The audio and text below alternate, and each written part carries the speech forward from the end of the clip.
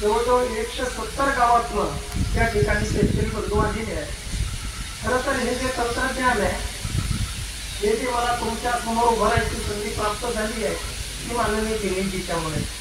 मी कापसावरती संशोधन करत होतो, 15-20 वर्ष मी याच्यावर काम करत होतो, परंतु शेतकरी मला कसा तो प्रतिसाद देत नव्हता. त्याला म्हटलं की हे नाव पहिल्यांदा मी अगदी एका झाडावर प्रयोग केला, नंतर 5 झाडावर प्रयोग केला. असं करत करत मी करायचो. त्या शेतकऱ्याला सांगायचं की मला 5च तास मिळेल, तर तो म्हणायला हरकत नाही, पण त्याला म्हणजे की या 5 तासात तुझ्या बाकीच्या पिकात काही फरक पडतो का? तर मला फार फरक पडतो. तुला पुढच्या वर्षी करतो का? पक्का म्हणला. म्हणजे ते म्हणायचा, पण लावतो मात्र करायचं नाही. मला खात्री वाटायची. ऐकायला ते शब्द असं छान असं व्हायचं की मी 1 एकर लावणार. फोन केला की मला नाही, वडील लावू देत नाही. असा कुठंच मला प्रतिसाद मिळत नव्हता. पदार्थ केवळ आपल्या देशासाठी नाही, जगासाठी एक आपत्काळ आला, तो कोरोना. त्या कोरोना काळामध्ये मला एका ठिकाणी थांबावं लागलं आणि मग लक्षात आलं की आता जालन्यामध्ये उमेदची काळ यांच्या शेतावर मी थांबलो. आता कोरोना गावात होता, शेतात पडत होता, म्हणून मी मुद्दाम त्यावेळेला त्या जाफराबाद तालुक्यात 2 माझे अतिशय जवळचे एका किसान संघाचे कार्यकर्ते असल्यामुळे अधिकारवाणीने त्यांना मी सांगू शकत होतो. त्यांना म्हटलं की तुम्ही 1 एकर लावाल का? तो म्हणला पक्का. दुसरा म्हणला 1 एकर काय, 8 एकर लावतो म्हणलो. मला खूप बरं वाटलं. मला अपेक्षा एका एकरची होती. ज्यांनी 1 एकर लावतो म्हणला त्यांनी 1 एकर केला. दुसरा तो म्हणला 8 एकर लावतो. त्याच्या वडील म्हणजे कापूसला मी असाच ठेवून टाकतो म्हणाले. कसा लावतो तू 1 एकर? तर मी म्हटलं वाद करू नका, तिचा तुका वाद होऊ हे नाही, पण असं करा त्या मुलाला 1 एकर लावू द्या. 1 एकरला काय आग लावायची तर लावू दे, पण मी बाकी ठिकाणी लावून देणार नाही. मग मी गाडी घेऊन तिथं जायचो, त्यांच्याकडे थांबलो. त्याने मला असं म्हटलं की माझी गाडी ड्रायव्हर, तुम्ही केव्हाही जाऊ शकता. तर मी सतत जायचो. त्या कापूस लावण्यापासून तर शेवटपर्यंत तो कापूस आणि एका अर्थाने इतकं भरघोस उत्पन्न आलं. त्यातल्या एका शेतकऱ्याला ठिबकवर मल्चिंगवर केलं होतं, त्यामुळे 32 क्विंटल कापूस झाला त्याला. आणि मग मात्र त्या दोघांनी परिवारामध्ये आई वडील सगळा परिवार पुढच्या वर्षी मी त्यांना म्हटलं लावू नका, नाही लावायचं आहे मला, म्हणजे आता उलटा व्हायला लागला. आणि मग त्या एका वर्षी ते हे कोरोना जरा कमी झाला. माननीय दिनेशजीचा प्रवास संभाजीनगरला होता. मी दिनेशजीला विनंती केली, दिनेशजी एक अशा प्रकारचा कापूस, ते ऐकून होते पण प्रत्यक्षात तुम्ही एकदा बघायला यावं माझी इच्छा. त्यांनी लगेचच मान्य केलं आणि ते शेतावर आले. शेतावर आल्यानंतर आता ते कृषी विद्यार्थी केमिस्ट्री असल्यामुळे तर त्यांनी पाहिल्यानंतर ते फार भारावून गेले. ते म्हणजे अरे हा कापूस एखाद्या शेतावर न राहता एका शेतकऱ्याच्या शेतावर राहता अनेक शेतकऱ्यांपर्यंत गेला पाहिजे, ते ICR पर्यंत पोहोचवलं पाहिजे. पुढचं मात्र दिनेशजी ICR मध्ये महापात्राच्या चेअरमन होते. त्यांना म्हटलं की पण तुम्ही दिनेशजी म्हणाले की हा कापूस बघायला तुम्ही आलं पाहिजे. तारखा येत होत्या, बदलत होत्या, परंतु त्या वर्षी काही महापात्रांचं येणं झालं नाही. पण व्हाईस चेअरमन सुरेशजी चौधरीला घेऊन स्वतः दिनेशजी दिल्लीवरून संभाजीनगरला आले. आणि मग संभाजीनगरला आल्यानंतर सुरेशजी चौधरी तेही अतिशय प्रभावित झाले. त्याने एक वाक्य उच्चारलं. ते म्हणाले की हे तंत्रज्ञान सायंटिफिक आहे म्हणाले. जागा मांडणी 2 गोष्टी साध्या सांगितल्या. त्यांनी एक सांगितलं की गळ खांदी काढा आणि दुसरं असं सांगितलं की कमरी योग्य उंची ठेवा. किती साधी गोष्ट आहे म्हणाले. थोडा वेळ थांबून म्हणजे ते साधं नाही आहे. जे दिसायला साधं असतं ते साधं नसतं, ते फार अवघड असतं. आणि ते म्हणजे साधं असतं तर आम्हाला का नाही करावं आतापर्यंत. आणि मी काय एकटा शास्त्रज्ञ आहे का? आम्ही कॉटनमध्ये हजारो शास्त्रज्ञ आहे, आतापर्यंत कोणालाही आम्हाला कळालं नाही. त्याची व्यक्ती ते साधं नव्हतं. त्याच्यानंतर पुढच्या वर्षी दिनेशजीने किस्सा सोडला नाही. पुढच्या वर्षी पुन्हा महापात्रांना चेअरमनला घेऊन आले. आता ते दोन्ही अधिकारी यायचे म्हणजे 40 विद्यापीठाचे कुलगुरू, 40 विद्यापीठाचे कॉलेजचे शास्त्रज्ञ त्यांना येणं भागत नसतं. त्याच्याबरोबर मी धवनला खूप वेळा संपर्क केला, तुम्ही येऊ ना. तुम्ही मीटिंगसाठीच विद्यापीठ आहे का? तुम्ही इथे येऊन बघायला तुमचं जबाबदारी. नाही, मी तुमची भावना म्हणजे भावनेचा विषय नाही, तुमच्या कर्तव्याची मी तुम्हाला जाहीर करून देतो. खूप बोललो त्यांना. पण एक दिवस त्यांचा फोन आला, तर दादा आता मात्र मी बघायला येणार आहे. म्हणजे बिलकुल येऊ नका, मला माहिती आहे की आता म्हणून तुमचे साहेब आहे ते तुम्हाला येणं भागच नाही. त्यावेळेला महापात्रा आल्यानंतर हे सर्व विद्यापीठाचे कुलगुरू हॉटेलचे शास्त्रज्ञ आले आणि महापात्र इतके भारावून गेले. त्याने हेच वाक्य उच्चारलं. ते म्हणाले की हे सायंटिफिक तंत्रज्ञान म्हणाले. त्यांनी एक वाक्य असं म्हटलं की आपल्या देशाच्या पंतप्रधानांनी असं म्हटलंय की आपलं उत्पन्न दुप्पट करा. आता मात्र कापसाच्या बाबतीत उत्पन्न वाढवायला आम्हाला अतिशय महत्वाचं तंत्र सापडलं, ते दादा लाड कापूस तंत्रज्ञान. या तंत्रज्ञानाच्या माध्यमातून आपल्या देशाचं उत्पन्न आम्ही दुप्पट नक्की करू असं महापात्रा म्हणाले. हा विषय इथं थांबतो. परंतु मी जे आता असं म्हणालो तर दिने महापात्रा म्हणजे ऐतिहासिक चेअरमन व्हाईस चेअरमन या क्षेत्रात आले नसते आणि त्या दिवशी दिनेजीची पाहणी झाली नसते तर मला विचारलं तर हे तंत्रज्ञान खरं म्हणजे माझ्याबरोबर करावं. परंतु आपण पाहिलं की तुम्हा त्याला वेळ द्यावी लागते आणि कोणाच्या तरी कसा तरी कोणाच्या हाताने उद्धार व्हायचा आहे. तसं रामायणामध्ये रामाच्या पायाने आईनेचा उद्धार झाला, तिथं दिमेजीच्या हाताने कापूस त्याचा उद्धार झाला. मी संशोधन केलं पण हे संशोधन आज तुमच्यापर्यंत जायचं तर खरे असेल तर मी नम्रपणे प्रामाणिकपणे कबूल करतो.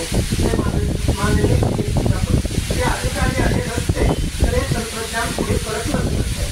आज आता आपण पाहिलं की आता आपण निवडणारच पाहिजे आणि हे म्हणजे गावची सोड आहे. आता आपण असा हा मेळावा चाललाय. मी मराठवाड्यातला निवडणार आहे, तुम्ही आणि एका जिल्ह्याचे राहणार आहोत. पण त्यावेळेला पश्चिम महाराष्ट्रात शेतकरी सर्वजण बसले. पश्चिम महाराष्ट्रातला शेतकरी बसतो तेव्हा त्याचे चेहरे असे फुललेले असतात. असं वाटतं की 1 दिवसानंतर ज्या घरात मूल जन्माला आला त्या मुलाच्या वाढदिवसासाठी आले ठीक आहे अशा आनंदाच्या चेहऱ्याने बसतात. परंतु मराठवाड्यांच्या त्यात विदर्भ असा कुणी कार्यक्रम पाहिला तरी कोण्या शेतकऱ्याच्या चेहऱ्यावर आनंद वाटत नाही. परवाला माझा विदर्भात वाशिमला प्रवास होता. असे शेतकरी आले सर्व चेहरे पडलेले. मी बोलताना म्हणलं मला कळेल ना मी कापूस पिके मागायला आलो का शोक नदीसाठी आलो हे काही मला कळेच का म्हणलं. तर आपण पाहिलं आनंद वा निराशा ही कशाशी जोडलेली असते की आर्थिक परिस्थिती जोडलेली असते. हे खरं आहे. आमच्या देशात पश्चिम महाराष्ट्रातला आर्थिक दृष्टीनं ते समृद्ध आहे, त्यांच्या चेहऱ्यावर आनंद आहे. खरं तर ते अशा पट्ट्यातले नाही किंवा इतके जमीनदार नाही की त्यांनी इतका आनंदी राहावं. खरं तर आपण भाग्यवान निसर्गाच्या दृष्टीनं आपण अतिशय चांगल्या जमिनीमध्ये किंवा लँड होल्डिंग आज आपली बऱ्यापैकी चांगली आहे. त्याच्या पश्चिम महाराष्ट्रामध्ये त्यातला मराठवाड्यामध्ये मी केवळ आपण या जिल्ह्यातले म्हणून नाही खेड्यापाड्यात एक मध्ये आपला तो बाबूराव दुसऱ्या तो बाब्या अशा न्यायाने मी परभणी जिल्ह्याचं कौतुक करत नाहीये माझा जिल्हा म्हणून. पण आपण पाहतो की पूर्ण मराठवाड्यात परभणी जिल्ह्यासारखा समृद्ध जिल्हा दुसरा कुठला नाही. या जिल्ह्याचे तिन्ही ऋतू खरं म्हणजे उन्हाळा समृद्ध म्हणजे उन्हाळा हिवाळा पावसाळा पाहिजे तसा पाहिजे तेवढं पाणी आपल्याला मिळतं. थंडी बऱ्यापैकी आहे आणि ऊन तर आपण पाहतो. ऊन हे खरं तर माणसाला तापदायक जरी असलं आपल्या सर्वांना माहिती केलं मला माहित नाही पण आपण असा प्रश्न विचारला की सर्वात उत्कृष्ट खत कोणता. कोणी काहीच्या शेणाचं नाव दिलं. शेणखत हा उत्कृष्ट खत आहे. शेणखत उत्कृष्ट खत आहे पण सर्वोत्कृष्ट खत आहे. सर्वोत्कृष्ट खत कोणता असेल तर सूर्यप्रकाश. सूर्यप्रकाश हा एवढा सर्वोत्कृष्ट खत कोणता नाही. सूर्यप्रकाशाने जमीन तापते ती पिकं होते आणि म्हणून हा सर्वोत्कृष्ट खत परमेश्वराने आमच्या पदरात भरून टाकलेला आहे. असे तिन्ही ऋतू चांगले एकांता मी जमीन चांगली. या जिल्ह्याला वारकरी संप्रदायाची बैठक पण चांगली लाभलेली, अध्यात्माची बैठक चांगलेली. ही भूमी एका अर्थाने संतांची पण भूमी आहे. संत म्हणजे त्या काळातले ज्ञानेश्वर तुकाराम नामदेव या कथा सांगत नाही. समजा परभणी जिल्हा आमच्या जिल्ह्यात तुकाराम महाराज जन्मले परंतु परभणी जिल्ह्याची ही परंपरा आहे. केवळ त्यावेळेला नाही म्हणजे त्यावेळेला तर आहे वर्तमान काळात मोतीराम महाराज या जिल्ह्यातले, रघुनाथ महाराज या जिल्ह्यातले, त्यांचे ठाकूरबा ज्यांच्या घोड्याने आयुष्यावर एकादशी केली या जिल्ह्यातले आणि आता मी आपल्या संतांचं दर्शन घेऊन आलो. ती संत अशा प्रकारची संतांची रचना वर्तमान काळामध्ये येत आहे का हा परभणी जिल्हा. माऊलीचा जो सोहळा असतो आषाढी ते पंढरपूर या सोहळ्यामध्ये एकूण 4 लाख लोक 20 दिवस चालत असतात. या 20 दिवसामध्ये चालणाऱ्या गटामध्ये 60% संख्या परभणी जिल्ह्याची वाढलेली असतात. राहिलेल्या 40%मध्ये 60% बीड जिल्ह्याचे असतात. उर्वरित बाकीच्या महाराष्ट्राचे असतात. म्हणजे यामध्ये अध्यात्माची पण इथं चांगली अशा प्रकारचा हा जिल्हा आहे. फक्त एकच आहे, तर आपण थोडा काट टाकली पाहिजे. म्हणजे पश्चिम महाराष्ट्राला वैभवाच्या बाबतीत आरामात आम्ही ओव्हरटेक नक्की करू शकतो. फक्त काय, तुम्ही एक म्हण होती, कष्टाला फळ आहे. आपल्या खेड्यापाड्यातल्या म्हणी उच्चारायला फार सोप्या साध्या, पण त्रिकाला बाकी सत्य असलेलं तत्वज्ञान या म्हणीमध्ये दडलेले. त्या म्हणीबरोबरच आणखीन एक म्हण अशी आता त्या यांत्रिक युगामध्ये आपण उभी केली पाहिजे. ती म्हण आहे तंत्राला फळ आहे. तंत्राने जर आम्ही शेती करायला लागलो, आता विठ्ठलने सांगितलं, विठ्ठलची बायको जेव्हा मला भेटली कार्यक्रम झाल्या, तिने मला असं सांगितलं की दादा, त्या 2 एकरात आम्ही कायम कापूस लावतो. मला कधी 10 कधी 12, पण 12च्या पुढे एक कोण सुद्धा झालं नाही. 2 एकरात 10 ते 12 क्विंटल कापूस येत होतो. तुमचं युट्यूबवर आम्ही दोघं गौरवायचो, भाषण ऐकतो, आणि त्या पद्धतीने त्याने मला पाहिलं नव्हतं, मी त्यांना पाहिलं नव्हतं. त्या पद्धतीने कापूस केला. म्हणजे माझं लग्न झालं तर पण तिथं 12 क्विंटलपेक्षा जास्त कापूस झाला नाही. माझं लग्न होऊन मला आता 18 वर्ष झालेले आहे. यावर्षी तुमच्या पद्धतीने कापूस केला आणि या 2 एकरात मला 38 क्विंटल कापूस झाला. 12वरून 38, हे 12वरून 38 काय, हे तंत्राची काळ झाल्यामुळे झालं. म्हणून जर आपण कापूस असो, सोयाबीन असो, तूर असो, या तंत्राने जर आपण गेलो. मला जवळ तालुक्यामध्ये एका शेतकऱ्याचा फोन आला. तो मी त्याला पाहिलं नाही, पण तो मला विचारत असतो. तो मला तुरीचे पाटे घालू का देतात? तुझे पाटे घालू नको, नाही मला तूर पण घ्यायचे. मग असं कर म्हणजे मी सांगितलं तसं काय, पाटा 2 तास घालू नको, 1च तास. आणि त्या 1 तासामध्ये 2 रोपात आपलं 4 उपयोग, 4-5 तास पुन्हा तासात घेतात. पुन्हा सिंगल नाही, पुन्हा 2 रोपात तास हे 4 उपयोग. अशा पद्धतीने तूर घे. मागच्या 2 जागे टाक. नंतर थोडे मोठे झाल्यावर एक काढून टाकून 1च रोप ठेव. मला मी विसरून गेलो त्याला सांगायला, त्याने लावलं आणि एकदम शेवटी त्याचा फोन आला. मला दादा झालं, मला कापूसही चांगला झाला आणि तूर आहे. एवढं किती झालं? 2 एकरात 30 क्विंटल कापूस आणि 28 क्विंटल तूर झाली. विश्वास ठेवण्यासारखा दिसत आहे. म्हणून आपण पाहतो या तंत्राने आम्ही काय करतो, खरं म्हणजे तूर हे छोटं वृक्ष आहे, मिनी वृक्ष आहे, छोटं झाड आहे. पण आम्ही तुरीला पाहिजे तेवढं अंतर देत नाही. आम्ही जसं सोयाबीन ठेवतो, मूग पडतो, तशी तुरी केलेली लागतो. आणि मग त्यामुळे जर त्याचं उत्पन्न नाही, हा पिकाचा दोष आहे का तंत्राचा अभाव? तर नक्की तंत्राचा अभाव. आपण तंत्राची काप धरली तर मला असं वाटतंय परभणी जिल्हा भरभरून तुम्हाला वैभवाकडे, वैभवाच्या दिशेने नेणारा जिल्हा आहे. आता कापूस तंत्रज्ञानामध्ये खरं म्हणजे डॉक्युमेंटरी तुम्ही पाहिली आहे. कापूस हे खरं म्हणजे अनादी काळापासून, म्हणजे कापसाचा परंपरेने आपण पुढीचा कापूस आपण 2002ला सोडला, किती कॉटन आला, आपला कापूस आपण सोडून दिला. खरं म्हणजे कापसाचं आयुष्य किती, त्याच्या आयुष्याची मर्यादा किती आहे? तर खरं तर ह्या कापसाची आयुष्याची मर्यादा मला विचारलं तर काही हजारो वर्ष, आणि हजारो वर्ष या कापसाचं त्याचं कारण आहे सत्ययुगात आम्ही सर्वजण विकसित होतो, पण आपल्याला सत्ययुग सोडून घेऊ. त्रेतायुगापासून आम्हाला कापसाचे पुरावे सापडतात. त्रेतायुगाच्या शेवटी आम्ही जर विचार केला, शेवटी रामायण घडलं आणि त्रेतायुगाच्या शेवटी रामायणात आपल्याला सर्वांना ज्ञात आहे, रावणाने सीता हरण केलं, सीता लंकेमध्ये गेली. सीतेच्या शोधासाठी प्रभू रामचंद्रांनी नवीन जांबवंत हनुमान यांची नियुक्ती केली. समुद्रापर्यंत सर्व, पण लंकेमध्ये फक्त एकटे हनुमान जाऊ शकले. त्यांना शक्य होतं, सीतेचा शोध लावला आणि सीतेचा हरण केल्यामुळे रावणाबद्दल हनुमानाच्या मनात राग असणं अगदी स्वाभाविक होतं.